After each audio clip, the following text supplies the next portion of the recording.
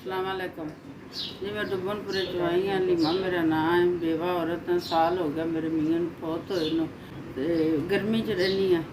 छत कच्ची छत मिट्टी डिगदी है जी। कच्ची छत बालियां की छत है जी। वो मिट्टी डिगदी थले बिस्तरा विछाया मंजी नहीं हैगी जी। साडे कोल पक्खा भी नहीं लग सकता। कच्ची छत बालियां की जी। उत्तों मिट्टी डिगदी है। बच्चों की मदद करो मेरी। मैं बेवा मेरी पोतरी यतीम है। मेरे को रही है। मैं उन्हें सांभ्या पाल यतीम बच्ची है। माँ की फौत हुई। मेरा मियाँ फौत होया। असीं मावां धीआं बड़ा औखा गुजारा कर रही हैं। आदने रोजे तो रह गए ने। रोजे मुक गए जाने ने ते अगों गर्मी बड़ी आ जानी है ते पक्खा नहीं हैगा। मंजी नहीं हैगी। मैनू मंजी पक्खा दिओ।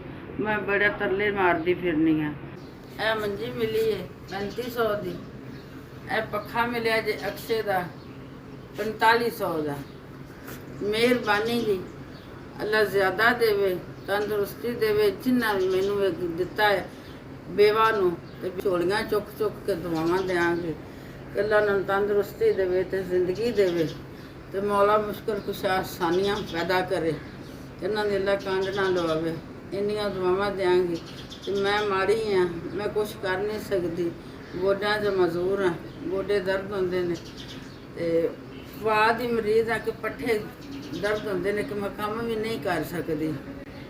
जी 7,500 दियां दोवें चीज़ां मैनू लैके दित्तियां ने। जिन्हें लैके दित्तियां ने अल्लाह दा भला होवे। अल्लाह तंदुरुस्ती देवे।